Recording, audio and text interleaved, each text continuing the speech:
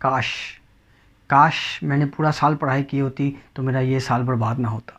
काश इंटरव्यू की तैयारी करके जाता तो जॉब मेरी ही होती। काश मैंने उसे अपने दिल की बात बता दी होती तो वो आज मेरी होती। काश ये हो जाता, काश वो हो जाता। ये एक शब्द काश ने बहुत सी ज़िंदगियों को पछताने पे मजबूर किया है। दोस्तों, ऐसा कहीं ना हमारे साथ हो जाए कि हम भी ज़िंदगी के किसी एंड मोमेंट पे आके खुद से काश के साथ बातें कर रहे हों। एक नर्स ने बहुत सारे मरते हुए लोगों से पूछा गया उनकी आखिरी ख्वाहिश के बारे में, और उन सब ने एक ही शब्द से बात शुरू की, काश। आज इस वीडियो में उन ख्वाहिशों से हम क्या सीख सकते हैं ताकि अपनी लाइफ में हमें भी काश ना बोलना पड़े, और इस एक शब्द को छोड़ के लाइफ में क्या चेंजेस आ सकते हैं और कैसे छोड़ सकते हैं, उन टिप्स के बारे में हम बात करेंगे। आइए सीखते हैं उन कुछ ख्वाहिशों से। एक कंपनी के बहुत बड़े सीईओ से पूछा गया कि उनकी आखिरी कुछ ख्वाहिश है, तो उन्होंने कहा, काश मैं अपने सपनों के पीछे भागता, ना कि किसी और के सपनों को पूरा करने में। A sense of entrepreneurship. अपने सपनों को पूरा करने में जी तोड़ मेहनत लगाइए, क्योंकि आपके सपनों का जो रिज़ल्ट है वो आपकी सोच से बहुत ज़्यादा होगा। एक पब्लिक फिगर, एक सोशलाइट से पूछा गया तो उनका कहना था, काश मैं इस दुनिया की चकाचौंध की बजाय अपनी फैमिली और फ्रेंड्स की तरफ ज़्यादा ध्यान देता। फ्रेंड्स एंड फैमिली हमारी लाइफ में उतना ही इम्पोर्टेंट रोल प्ले करते हैं, ना कि सिर्फ पैसा। याद कीजिए वे बचपन का वो क्रिकेट का खेल, आप 11 दोस्त मिलकर एक मुश्किल से एक बॉल लाते थे। आज बॉल के पैसे तो होंगे पर मुश्किल से वो 11 दोस्त नहीं मिल पाएंगे। एक मल्टी डिजीज़ वाले पेशेंट से पूछा गया तो उनका कहना था, काश मैं अपनी हेल्थ का ध्यान बचपन से ही रखता तो इतनी डिजीज़ मुझे ना होती। दोस्तों, ये बॉडी, ये हेल्थ हमको गॉड की तरफ से एक अनमोल तोहफ़ा दिया गया है, उसका ध्यान रखना हमारा ही फ़र्ज़ बनता है। So stay fit and stay healthy.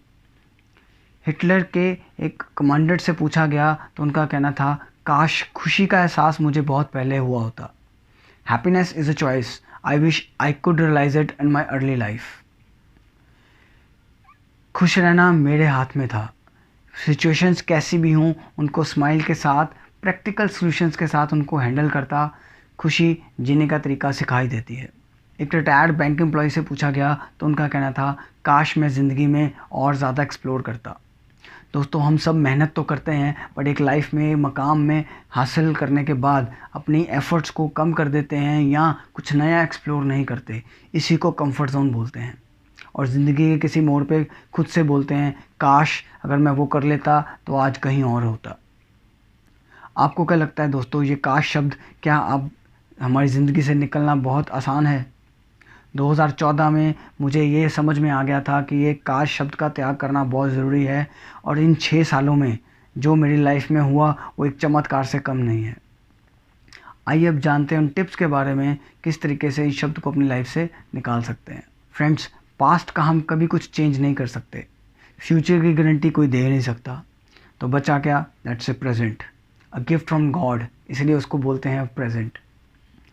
हमें हर मोमेंट पे, उसी करंट मोमेंट पे जीने की आदत डालनी होगी। अब आप सब सोचते होंगे कि यस, हम तो प्रेजेंट में ही जीते हैं। Let's take an example.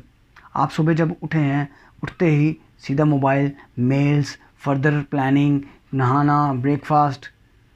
वो जो करंट मोमेंट है जब आप उठे हैं, क्या आपने उठते ही भगवान को थैंक्स बोला for new life, for new day? That current moment.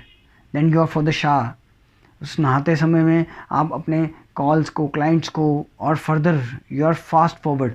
हम अपनी लाइफ को फास्ट फॉरवर्ड में जीते हैं। उस शार में उन बूंदों का एहसास, उस फ्रेशनेस की फीलिंग क्या आप ले पा रहे हैं? And then on to the breakfast table. Phone लेके मेल्स चेक कर रहे हैं, नेविगेट करके रास्ता ढूंढ रहे हैं, कौन से रास्ते में ट्रैफिक कम है, ना कि आप उस करंट मोमेंट में अपने ब्रेकफास्ट को एंजॉय कर रहे हैं। सो अपने प्रेजेंट मोमेंट में जीने की कोशिश कीजिए। That is a one tip. Professional life and personal life को मिक्स मत कीजिए।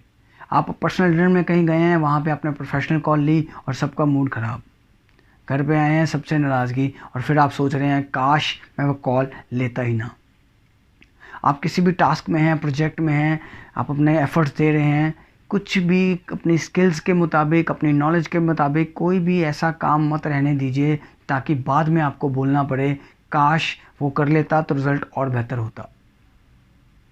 आप अपनी स्किल्स को, नॉलेज में कमी है तो उसको पूरा करने में अपनी एफर्ट्स लगाइए, ताकि जब आप टास्क में आएँ, इम्प्लीमेंट करें, आपके रिज़ल्ट में एक बहुत बेहतर प्रोडक्टिविटी नज़र निकल के आए।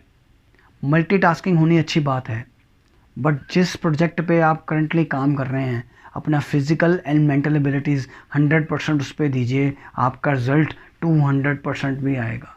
आई होप ये टिप्स आप सबके काम आएंगे। और हाँ, काश मैं इस वीडियो को लाइक कर देता, शेयर कर देता, सब्सक्राइब कर देता। नमस्कार। Live in present.